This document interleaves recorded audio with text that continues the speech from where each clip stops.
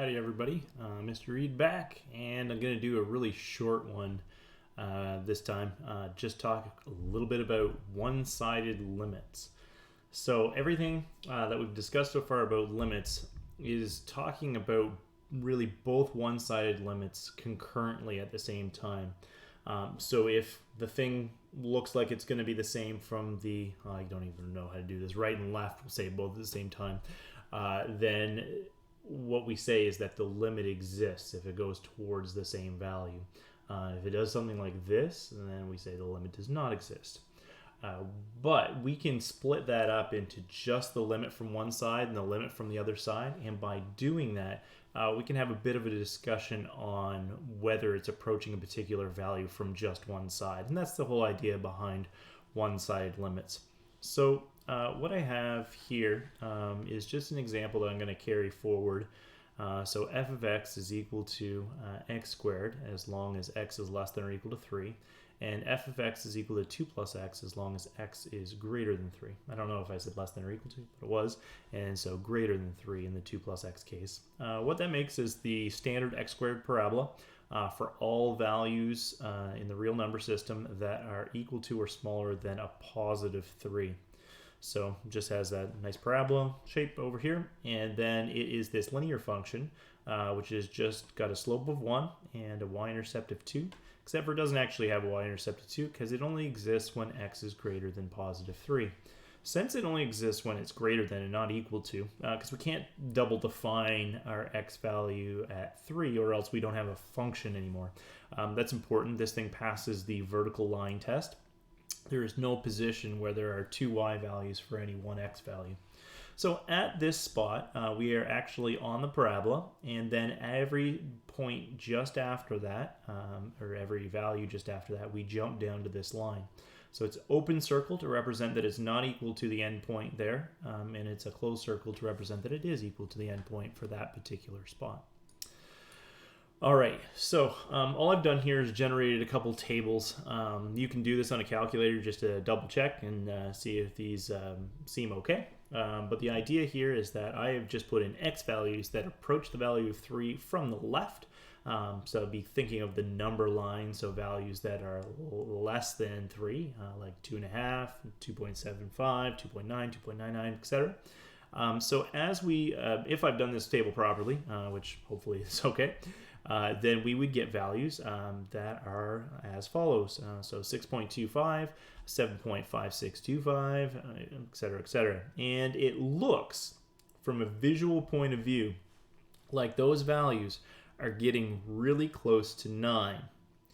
And so if we continue doing this pattern, from just a pattern point of view, we could probably have a pretty good convincing feeling that the values as we approach x is equal to 3 from the left-hand side of this function, which is the parabola, it appears like the values are going to be positive 9.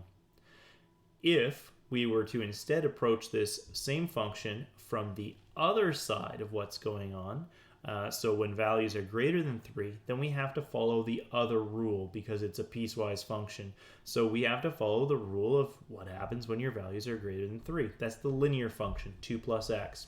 So when we put in 3.5, which is my top value here, into this particular function f of x, then we have to follow 2 plus 3.5, which is this value, and 3.25 plus 3. Plus 2, excuse me, is 5.25. And then 2 plus 3.1 is 5.1, etc. That one's a little easier to calculate by hand. And we would find out that we are getting values that are closer and closer to 5. Now, this number here and this number here, they do not agree with each other. What that means is that the limit as we approach values of, or the value of 3 from the left, and the limit as we approach the value of 3 from the right do not agree with each other. They give us different numbers, even though they are both nicely converging on a particular value. So we can say, oh, that looks like it's going to become 9. This one looks like it's going to become 5, quite convincingly. So we have to come up with a little bit of notation for that. The notation is very, very simple. So in the case that I have written right here, there's a little minus sign that's in the exponent on that particular value.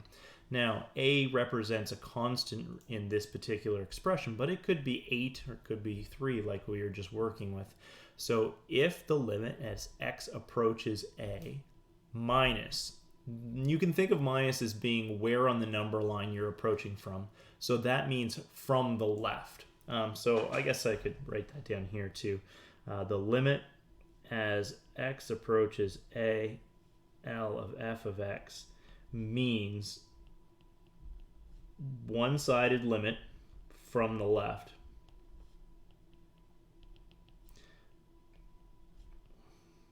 And so again, the left goes along with the idea of minus the left-hand side of the number line. Of course, it's going to be right because everything's mirrored. I'm very bad at that. All right. So what this says is if the limit from the left of f of x is not equal to the limit from the right of f of x, then we say that the overall limit does not exist. So we've talked about where graphically or numerically we can punch values into functions and decide whether limits seem to exist. It can be defined in terms of the one-sided limits as well. If it looks like from the left and the right you are going to approach the same value, then we would get that the limit does exist, like it does in the second case down here. If these two things do not agree with each other, then they are not equal, and then the limit would not exist. There's a little bit of, if a function is a closed function and it only goes between a particular value on one side of an interval and another defined value on another side, instead of, for instance, like all real numbers, some people would say that the limit exists if the one-sided limit exists from the direction that is a part of the function, and you don't need to care that there's just nothing on the other side to come in towards that particular value.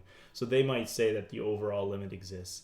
I've heard a little bit of differing opinions on that. It comes up very, very infrequently that you'd need to worry about the semantics of that. But it's worth looking into if you want to kind of come across sources that you think are reputable that say it one way or the other. I believe I've seen textbooks that will approach that from either way. The limit either does not exist on the endpoint, or the limit does exist on the endpoint because the one-sided limit exists. Anyway, as I said, it's kind of a niche case, but usually we're pretty careful with niche cases in calculus, so it might be worth looking into. For the time being, I'm going to say as this general statement that we're going to have a limit exist if your left and your right hand limits agree with each other. The limit does not exist if your left and your right handed limits do not equal the same value. So if I were just to go back to this particular picture, we would say that we found numerically from the table that the left-handed limit was going to be 9 at x is equal to 3. The right-handed limit was going to be 5 as x was approaching 3 from the right. So those two do not agree with each other. So according to this statement, they are not equal. Therefore, the limit does not exist.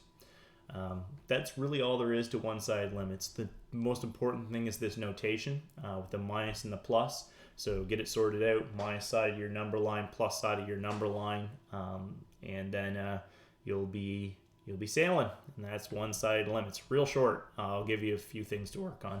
Take care.